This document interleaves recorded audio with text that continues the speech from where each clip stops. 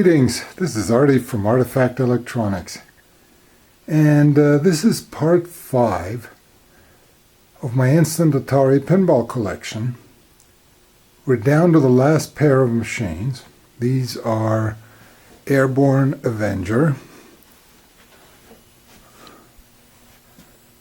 and playfield on this one too, cleaned up pretty nicely.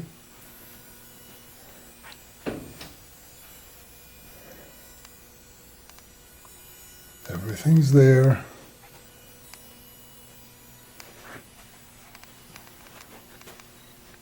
Coin door's good. The glass is off, obviously. This playfield needs some cosmetic help. You can see that blue tape in the middle that I put there to hold the pieces that were half broken off in place, so I can glue them back and then fill things in. Another ding down there, but all in all, doesn't look too bad. Now this game's interesting because of the person that designed it.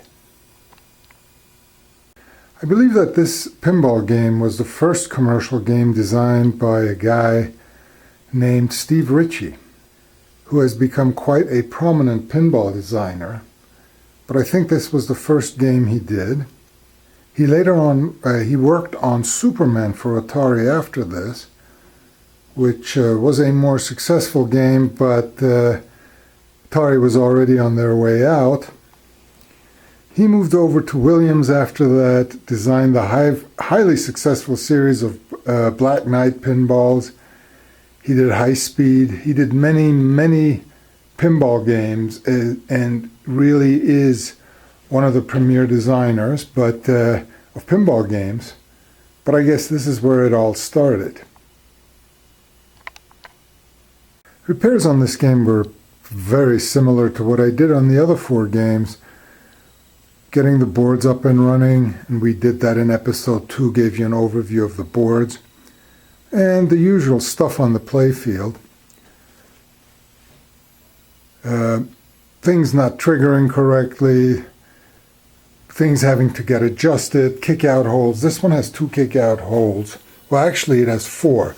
There's 2 kick-out holes proper here and here, but then it also has kick-out lanes, so when the ball falls in here, it gets kicked out of here back to the top.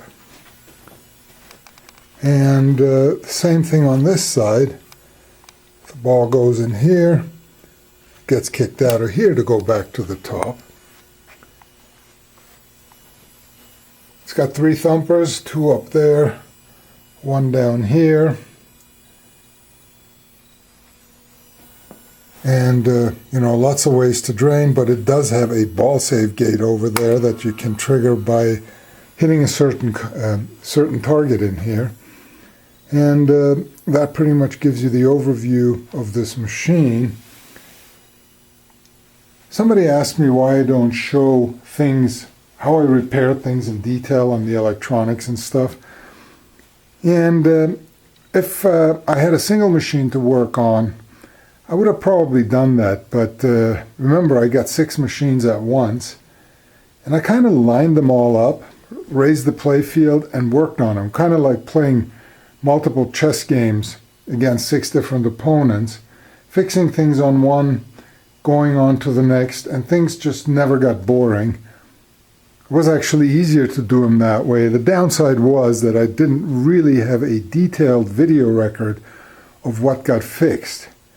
So what I might do is put a couple of boards on the bench that don't work in another episode, and actually go through the troubleshooting and repair process of getting another board up and running. So if you're interested in that, why don't you leave me a comment? Of course we got to play a game, but let me forewarn you, this is kind of a strange playfield. There's a lot of dead space around here and here. I mean, the direct flipper shots, you want to get the center captive ball And this is generally, if you miss it, is a drain shot, because it'll either come down straight the middle or go out on the sides. Try to get it on this thumper, but there's really not a whole lot of points to be gained, and you run the danger of it draining the ball. You have a direct shot into here, which is worth something. Direct shot up here, which is difficult to make because it's really narrow here. You can go up here through the spinner, and there's some targets here and there, but when you go up over here, and because of the width of the playfield and all of that, there's very little action over here. The ball will go up and come back down again, and if you can get it all the way up, okay, it goes through the rollovers on top, but I mean, you'll see, but it's kind of strange. Let me know what you think about that, but here we go.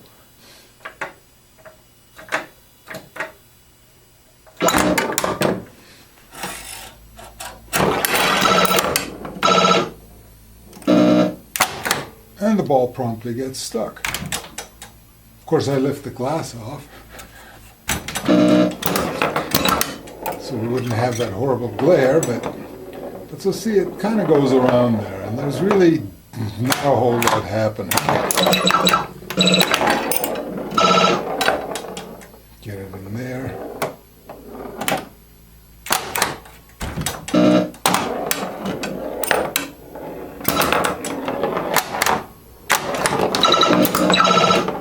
Made the difficult shot.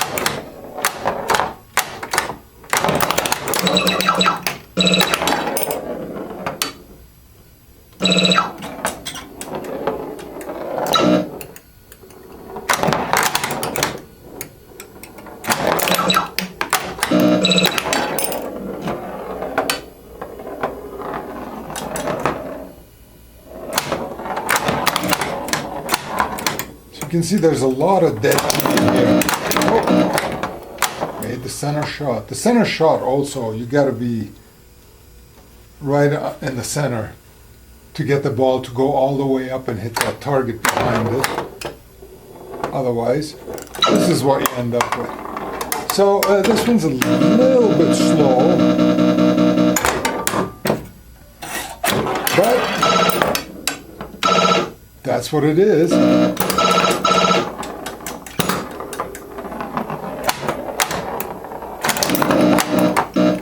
See, there's too much dead space on here, in my opinion.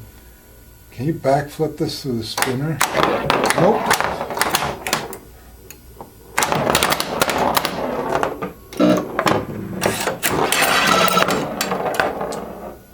So, if you think I'm doing something wrong, let me know, but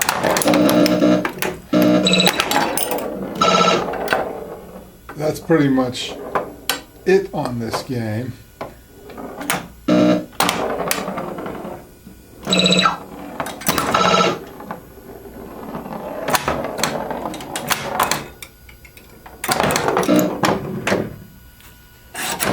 So don't get me wrong, I'm very glad I have this game and its brother, but I don't know, the playfield action is nothing to write home about.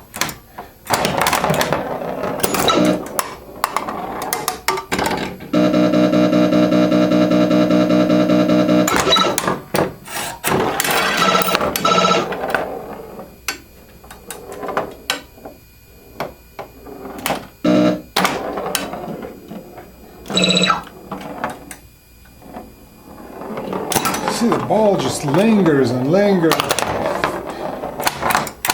And again, the playfield is sloped correctly at about 6%, and but this is the best it does.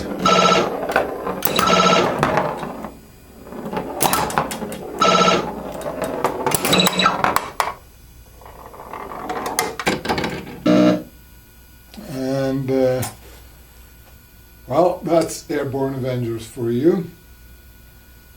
Obviously, I'm not overly enthusiastic about the play action, but I am enthusiastic about having a nice example like this to be able to play, and that it fully works and doesn't look too bad either.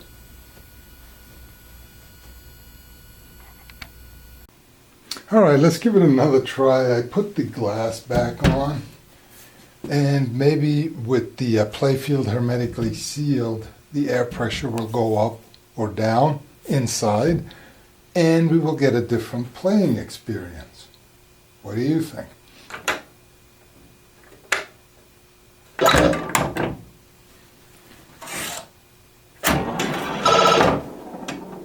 Well, at least it's a lot quieter.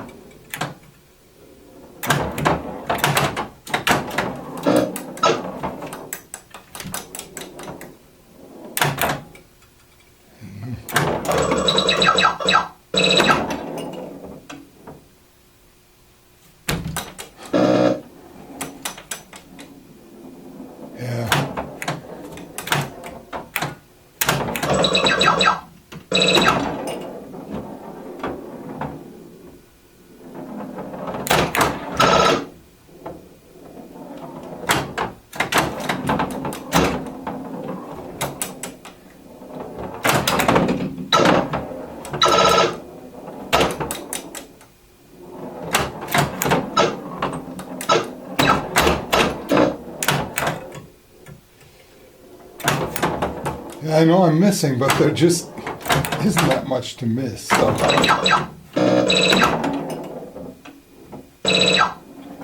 I guess I'm getting the spinner shot down. The ball keeps getting stuck.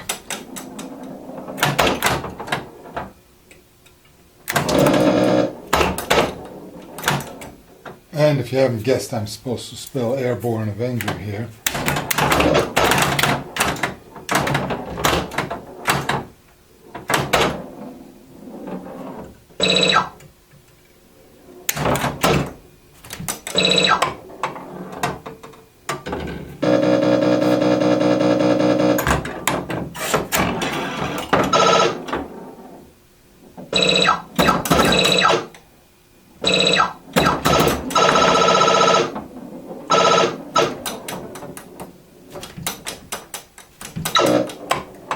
I guess at the right angle the ball does get some action, but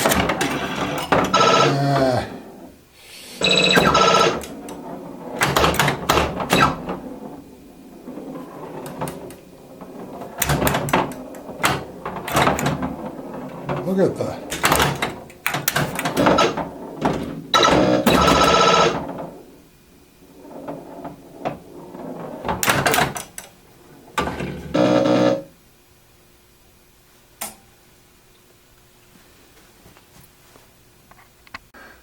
So I know what some of you may be wanting to say, and that is, okay, the machine looks nice, doesn't play too well, why don't you show us its twin?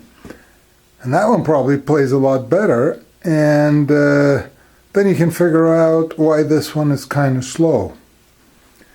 But alas, that is not going to happen, at least not in this episode. And I will tell you why. Here is its brother, or sister. So this one came with bits and pieces missing. It was moderately cannibalized. I mean, things like the speaker was missing, parts under the playfield are missing, parts on the playfield itself are missing. And since I spent a fair amount of working on these machines, I kind of felt like taking a break. So I'm not going to work on this right away. I'm going to do something else and then come back to this. But let me show you where we're at. Now I do have a lot of the parts that are missing from under the playfield that were either in here or were parts that I already had. There's still some stuff missing, but it's laying on the bottom right now, and I'm kind of, as I said before, I need a break. The electronics are good. They do work, which I fixed when I was fixing everything else, but just strange things missing here. For instance, the flipper button is missing. Not a big deal, you can find those, but you know, why is a flipper button missing? Remember I told you you're supposed to use 2 prop rods on these things? Here's one, made of steel. The second one was missing. So I fabricated one. Fortunately, all I had was aluminum, and that's not strong enough, that bends too much. When you put the playfield on this, it does deform a little bit. Funny enough, the coin door is complete on this, including the coin mechs. You would think that when they're cannibalizing a machine like this, the coin mechs would be the first thing gone, but no. So the cabinet is okay. Well, actually, it's kind of like the same shape as the last one, except somebody over here tried they drew on this. There's like stuff, like the star here was hand painted. There's a bunch of stars over here and here. And splotches over there, and so I'm not exactly sure what the deal was, why the former owner hated this game so much. But that's my reasoning for why I can't show you the second game in full operating condition and compare the play action to the first one. Alright, so let's have a more detailed look at the top of the stepchild, let's call it. One thing you'll notice is that the back glass seemed to have been in direct sunlight, and it's missing all of the reds. The playfield, oh, let me turn it on and get some illumination here.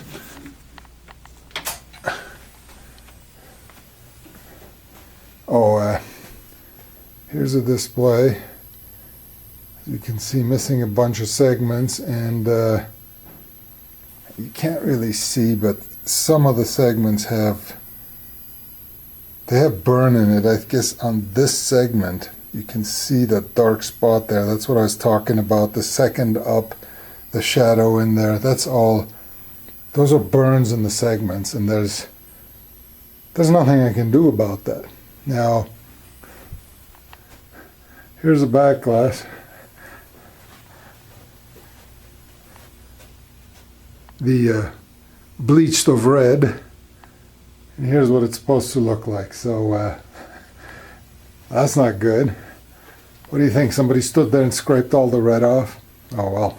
I looked at the playfield, and it has more vibrant colors than the other one. So why didn't I put that in there? Because look at the writing, Airborne Avenger.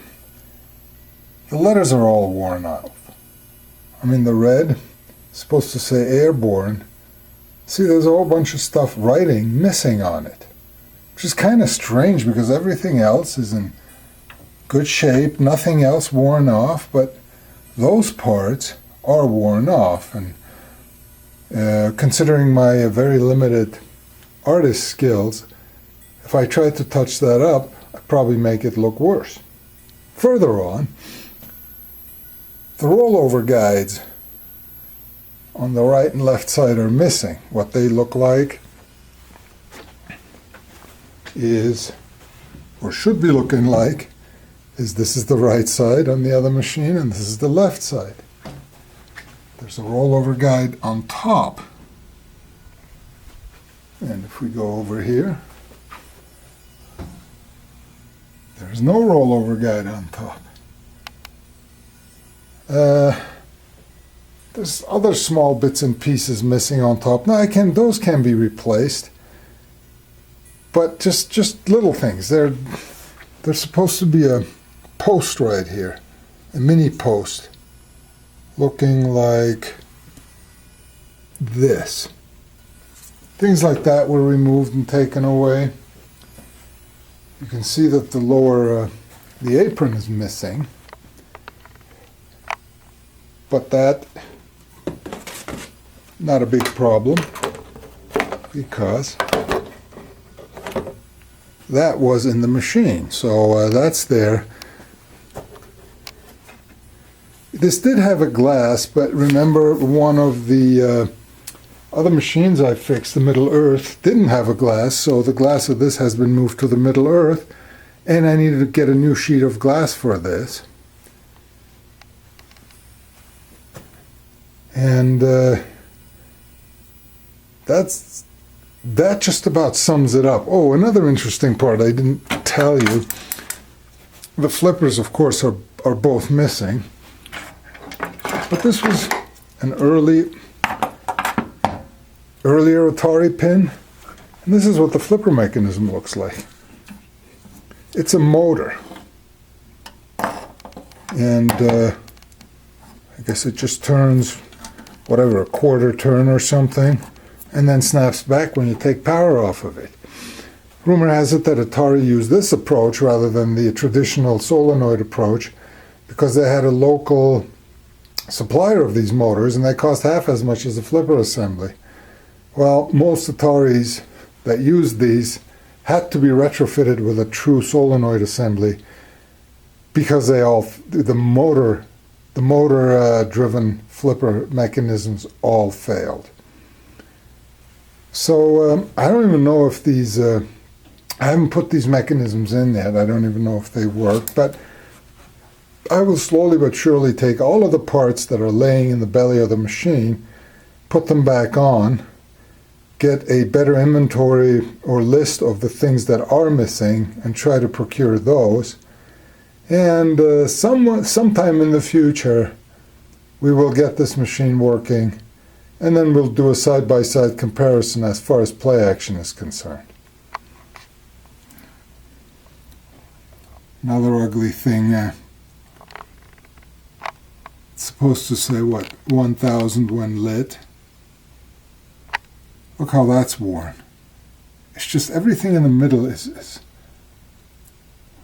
in the captive ball lane is worn, and there's really no other wear on the playfield. I mean, other than that, it's really nice. So it's almost like somebody stood there and all they did was center shot.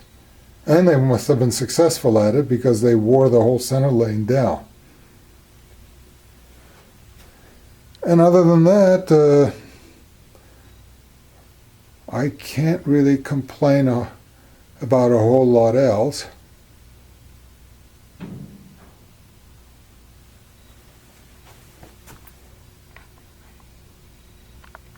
One other thing that would be real hard to find a replacement for is the lockdown bar that we're looking at. Fortunately, that was inside the body of the machine. A lot of rust spots on it. Problem with it is it came in two pieces. So basically the bottom of this that locks into the machine. So this is what this looks like from underneath. And because of all the rust, the bottom part separated. I guess it was riveted or pressure punched or whatever you call it. So the pieces are all there, but I got to get rid of all this rust and then find a way to attach this back, the bottom of the lockdown bar back to the top of the lockdown bar.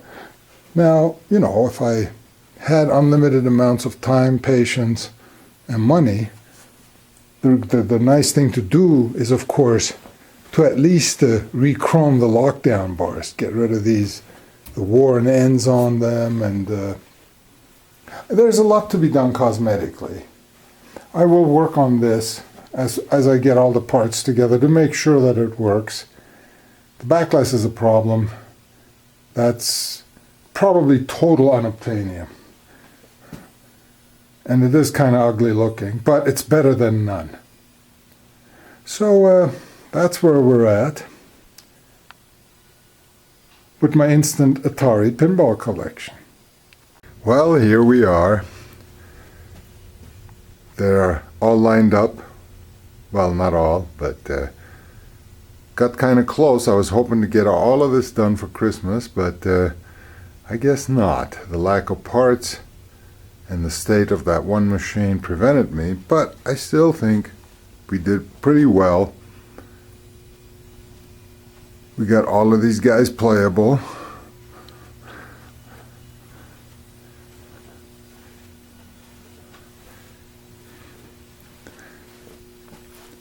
And, you know, of course the question is what comes next. Since they do work, next is going to be a quest, a cosmetic quest. And that is to clean up the bodies on these machines, cabinets, the back boxes. They got a lot of chipped edges, and finding a resolution on sets of proper legs for all of these, because I can't really line them up straight. Some are a little higher than others because the legs are of a different height. But as you can see, there's still a bunch of things to be taken care of. And of course, getting all of the parts for the currently disabled Airborne Avenger. And then we'll have a full set of machines. Well, I hope you had fun on the journey. So, you know, pretty much anything can get restored if you have enough time, money, and motivation. Thanks for watching. I hope you'll have a great holiday, whatever happy holiday it is that you're celebrating. And make sure to subscribe. Leave me a comment or two, and a thumbs up would also be appreciated. We'll see you later.